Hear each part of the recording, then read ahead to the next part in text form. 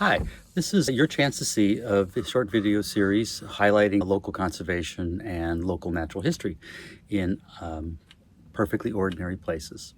In this series, I'm riffing off of Douglas Adam and Mark Carradine's book, Last Chance to See. That book is a hilarious travelogue where they're going to the ends of the earth to find some of the rarest species on Earth. And I think it's emblematic of nature programming generally, in that these programs take us to the far reaches of the earth. And the subtle subconscious message in there is very demotivating for us in terms of conservation, in that it tells us that all the really cool things to see are, in fact, way out there. And I disagree with that. I think that we have a lot of great nature in our backyard. I wanted to explore that. So I threw darts at a map to find haphazard places around the country. And then I contacted people working in that area to find out what was neat about nature there. I'm going to take a little bit of a different approach today. My dart landed actually in Lake Erie. So what I'm going to do is think about how Lake Erie changed and modifies the ecosystems of this upper Midwest region and creates a couple of special conservation opportunities. So during the Pleistocene, there was a much larger Lake Erie called Glacial Lake Warren, and it's receded, leaving a low-lying area off the southwest corner of Lake Erie, which was called the Great Black Swamp. Much of this has been drained and turned into farmland, but the Black Swamp Conservancy works in the area to protect low-lying wetlands, and we'll hear from Melanie Coulter, the Director of Conservation Science, and Renee Scaletta, the Outreach and Communications Coordinator for that organization. Adjacent to the Black Swamp are residual sand dunes that are now poor soils in an upland area that had oak openings, and so there's a conservation effort to protect those areas that weren't particularly good for farmland, and this is called the Green Ribbon Initiative. And the Director of Conservation Science for Toledo Metroparks, Jay Wright, will come on and tell us a bit about that. But I talked to these folks in May when there was actually a really special annual event that was going on in the area. So let's hear from Renee. The biggest week in American birding. So it is a local phenomena where we are in two migration pathways. So we have all kinds of migratory bird species that come right through our area, right through the shores of Lake Erie. And we attract about 70,000 people globally to this area during these next 10 days. So those peak migration patterns, and that happens every year. It's really exciting. It's awesome. So let's step back and think about this for a minute. The Great Lakes present a tremendous east-west barrier for migrating birds, and migration takes a huge amount of energy. So let's hear from Melanie on that. That's a really important part of this bird migration and why there's so many birds here that are easy for people to see. That's why this festival, the biggest week in American birding, happens here. They get up to Lake Erie and then they have to stop and they have to eat before they can continue across Lake Erie, because obviously there's nowhere for them to stop until they get to the other side. So there's a couple spots right here on the Lake Erie shore where the warblers, especially people come to see migrating warblers, the warblers really pile up and eat a ton before they take off again. So it's just an easy spot to come and see the millions of birds that, they've been in a ton of other places before now, but right here on the edge of Lake Erie, they all hang out together in one spot during this couple weeks. Well, that was pretty cool. Now let's hear a little bit about what the Black Swamp Conservancy does. So you, as an organization, tell me a bit about what you guys do. You have, as you said, you have easements, but then you also have preserves that you own outright. Yep, that's right. So we are a nonprofit land trust. And so, like most land trusts, land protection is our number one mission, our number one work that we do. So we do protect lands, we protect private lands with conservation easements, which are, just legal document that restricts development on the land in perpetuity. So we protect family farms. So we do have a lot of, we do protect over 22,000 acres of land in Northwest Ohio. It's across 12 counties. And most of that, almost 20,000 acres of that is farm, are agricultural lands that we protect. But then we also protect natural areas that are in private ownership. And then we do buy land ourselves that we do one of two things with. One, we just keep it and protect it as a nature preserve, or we restore the areas that need to be restored. So we'll buy land that has like a farm on one part and a forested wetland on another part. We'll buy both, and then we'll expand that forested wetland by restoring the farm field. And in those cases, sometimes we keep that land as a nature preserve that we continue to manage ourselves. And in some cases, we actually donate that land to a partner organization, especially county parks. So there's several county parks throughout our 12 county area that we have done the work to get the grants to buy the land and restore the habitat on the land, and then we give it to the park district to have as a park for their county citizens, and then they manage it into the future. Right. So counties in a county park is in the business of welcoming the public in, but you have private protected areas. Are they open to the public? The nature preserves that we own, 12 nature preserves, Oh. and 3 of them are open to the public. People can just park and come and walk on the trails.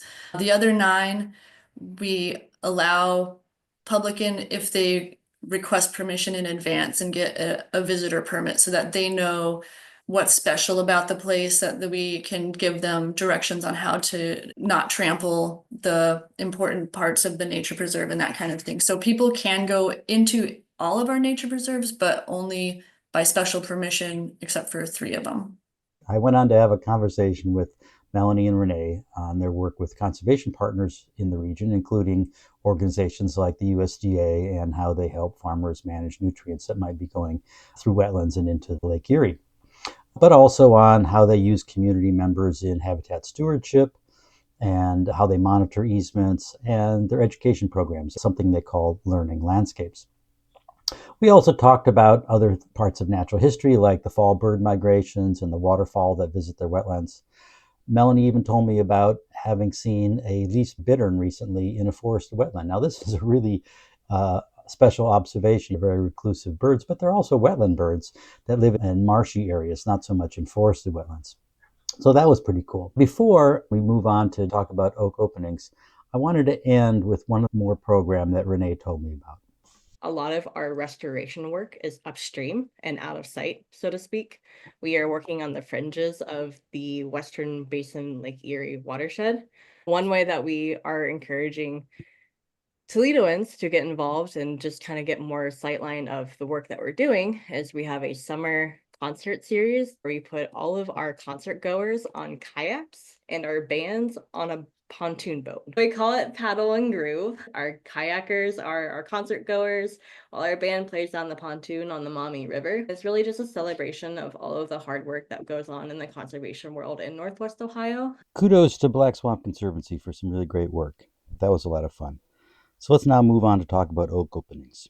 Today I'm talking with Jay Wright, who's the Director of Conservation Science with Toledo Metroparks. Thanks. Yeah, thanks for having me. One of the things I was interested in asking you about is I noticed that you're involved in the Green Ribbon Initiative. This is a collection of organizations that are doing regional conservation on oak savannas and oak openings. I was wondering if you could tell me a bit about the history of that.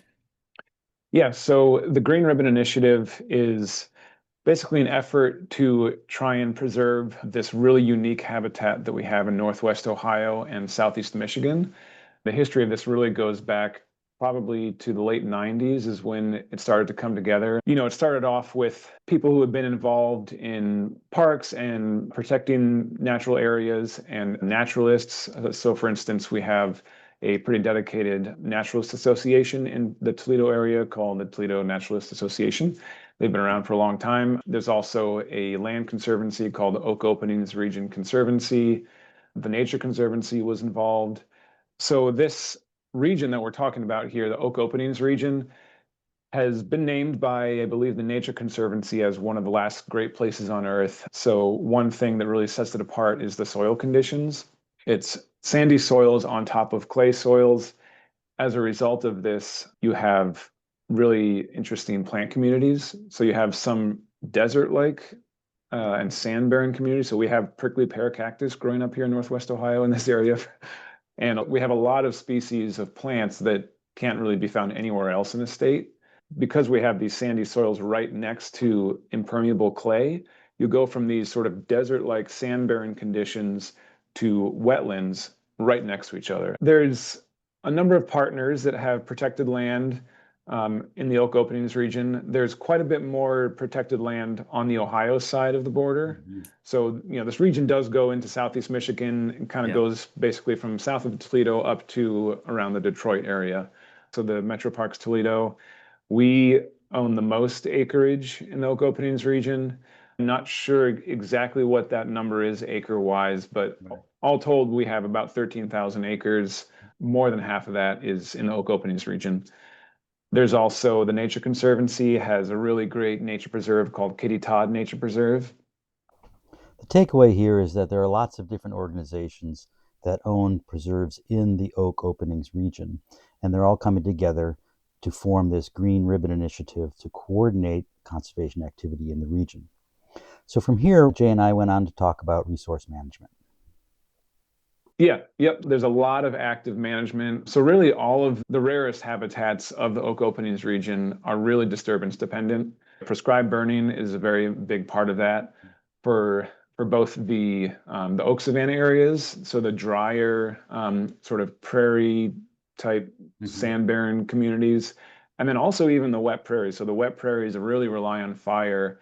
So you burn them when they're not flooded. So either in the early spring before we have the rains that come in, or in the fall after it's dried up.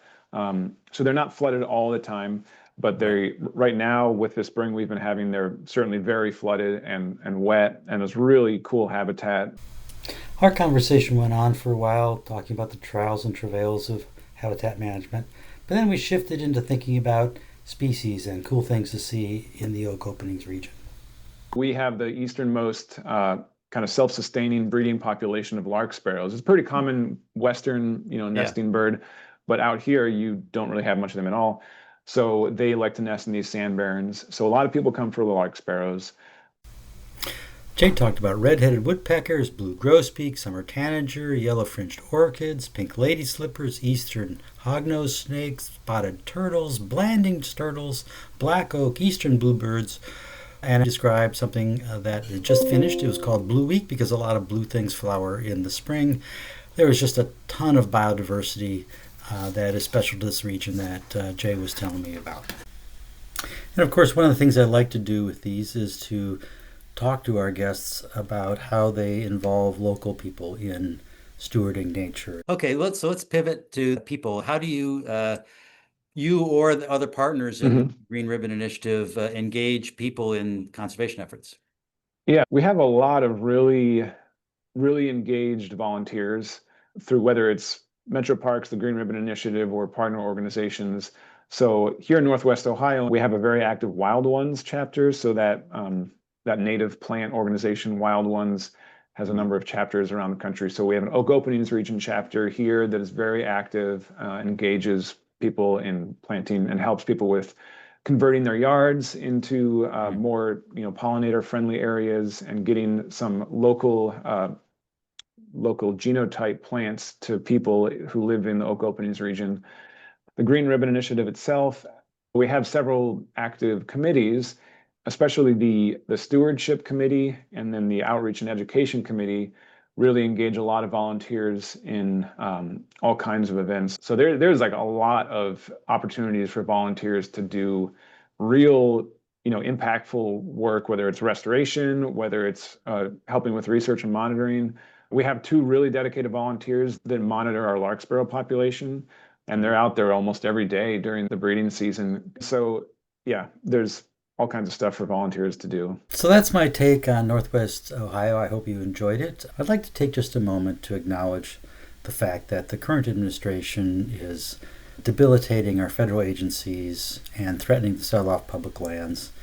And so it's really heartening to hear from organizations such as the Black Swamp Conservancy and Toledo Metroparks, and how they're working collaboratively with many, many other organizations to do conservation in the Toledo area. It's really organizations like this that are our heroes in protecting the nature that we know and love in these troubling times of the federal government not supporting conservation. So I'm going to give Renee the final word. Thanks for watching. But because we have so many organizations working within Northwest Ohio, and importantly, working together, no one's stepping on each other's toes. We all like each other and we all care about Northwest Ohio and many different factions and many different regions within it.